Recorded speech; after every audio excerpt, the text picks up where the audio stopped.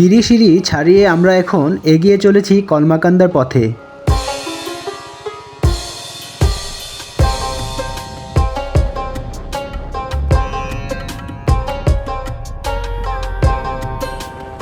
রাস্তার দুপাশে যেন এক অন্তহীন সবুজের মিছিল। বাইক যত সামনে এগুচ্ছে দূর থেকে দেখা যায় পাহাড় তার স্থির ভঙ্গিতে দাঁড়িয়ে আছে, মেঘের সাদা চাদরে মোড়া নীরব এক গল্পের ভান্ডার।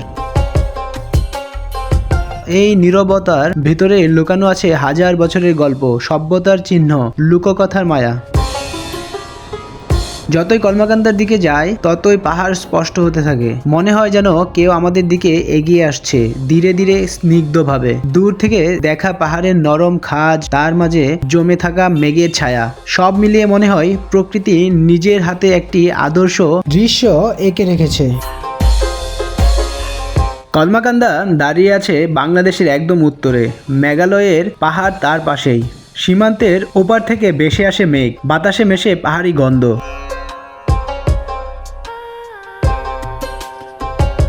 বাইকটা পার্কিং করে নামতেই বুঝলাম এখান থেকেই আমাদের হেঁটে হেঁটে যেতে হবে পাহাড়ের কাছ পর্যন্ত, কারণ এরপরে আর বাইক নিয়ে সামনে যেতে দেওয়া হয় না। এলাকাটা সীমান্ত ঘেঁষা, তাই বিজিবির নিয়মিত টহল চলে। নিরাপত্তার কারণে এখান থেকেই সবাইকে হেঁটে পাহাড়ের দিকে যেতে হয়।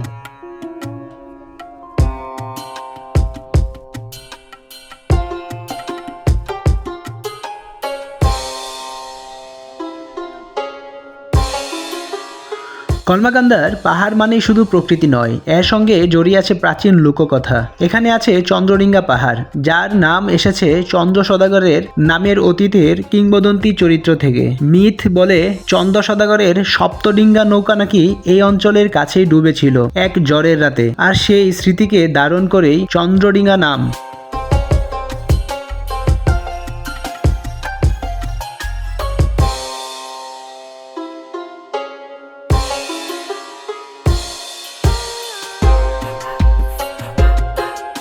স্থানীয়রা এখনো বিশ্বাস করে এই পাহাড়ে আছে অজানা শক্তির ছোঁয়া, আছে রহস্যময় কিছু গুহা যেখানে মানুষ কখনো প্রার্থনা করে, কখনো দুধ ঢেলে শান্তি কামনা করে। পাহাড়ের নীরবতায় দাঁড়ালে সত্যি মনে হয় লোককথা কখনো মিথ্যা হতে পারে না, এটা মানুষের বিশ্বাসের প্রতিধ্বনি।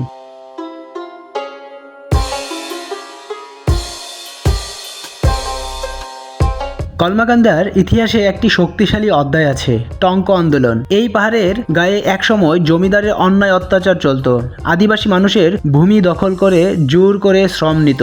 তখনই কমরেড রাশিমণি হাজং মানুষকে জড়ো করেছিল, তাদের নিয়ে শুরু হয় অধিকার ফিরিয়ে আনার সংগ্রাম। এই আন্দোলন শুধু জমির নয়, এটা ছিল সম্মানের লড়াই। পাহাড়ি সাক্ষী হয়ে আছে মানুষের সাহসের, সম্মিলিত শক্তির, নিজস্ব অস্তিত্ব রক্ষার।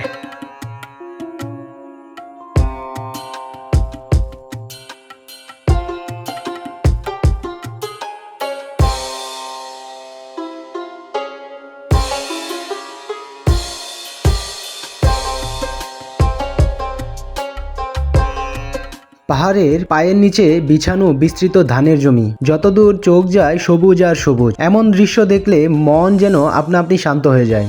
আমরা এসেছিলাম দুপুরের পর, তাই পাহাড়ের একেবারে কাছে যাওয়া আর সম্ভব হয়নি। যারা নেত্রকোনা বিশেষ করে কলমাকান্দা ভ্রমণের পরিকল্পনা করছেন, একটা পরামর্শ অবশ্যই মাথায় রাখবেন। সকাল সকাল বের হবেন, কারণ সকাল 8টার আগে এখানে বিজিবি টহল থাকে না, আর সেই সময়টাতেই পাহাড়ের একদম গা ছুঁয়ে যাওয়ার সুযোগ পাওয়া যায়। প্রতিদিন অসংখ্য পর্যটক এখানে ভিড় জমায় এই এলাকা দেখতে। আশেপাশের দোকানগুলোতে কম দামে অনেক ভারতীয় পণ্য পাওয়া যায়, তবে দামাদামি করার ধৈর্যটাও থাকতে হবে। আর একটা কথা, ভালো মানের রেস্টুরেন্ট বা খাবার হোটেল এখানে খুব একটা নেই, তাই খাবারের পরিকল্পনা একটু আগে থেকেই করাই ভালো।